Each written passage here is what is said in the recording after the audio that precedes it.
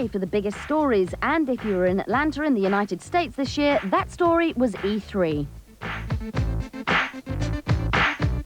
The Electronic Entertainment Expo is the interactive industry's biggest event. In 3 days, 40,000 people would try to see over 1,000 new games and multimedia packages, and we were doing the same. Outside, it was hot and humid. Inside, it was hot and noisy. Big stands and big lights. This is the place where the hardware manufacturers, developers and distributors try to impress one another. Out to impress those still not convinced of its software support were Nintendo.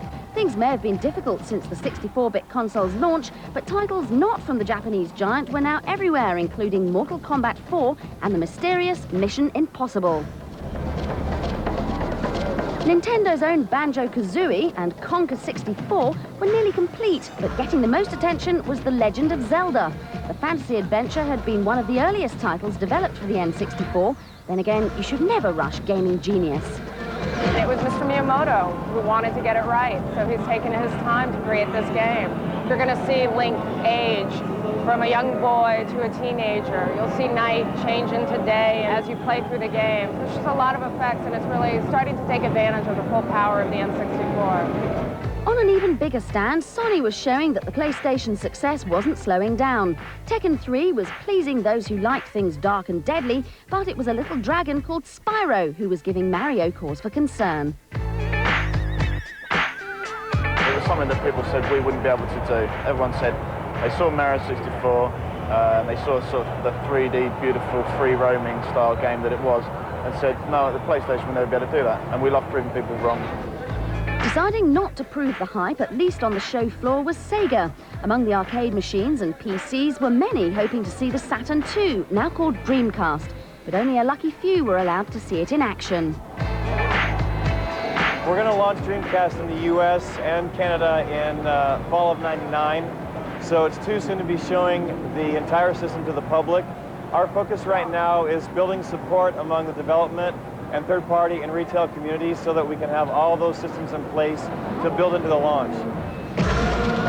Between the meetings, queues for demonstrations and trips between E3's giant halls, finding a friendly face helped ease the pressure. That is, until you had to decide where to go next. Winner for the noisiest stand went to Konami.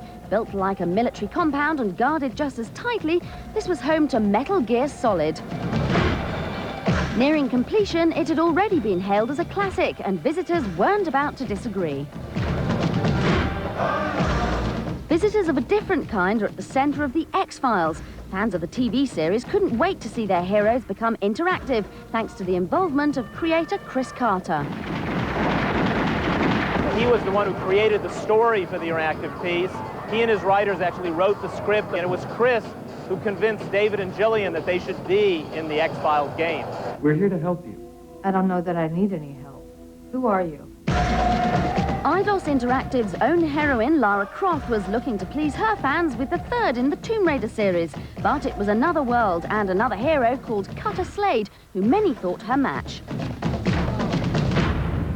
Outcast from French developers Appeal was showing where the future of PC graphics is heading, and they were curved. Voted best game of the show, Outcast was just one title that proved innovation was still possible in an industry that's taking fewer and fewer chances. E3 lasted 3 days, and for many was just too much. Travelling back to their hotels, tired attendees would be back the next morning to do it all over again. We'll bring you more about the industry's most important and tiring event in other shows.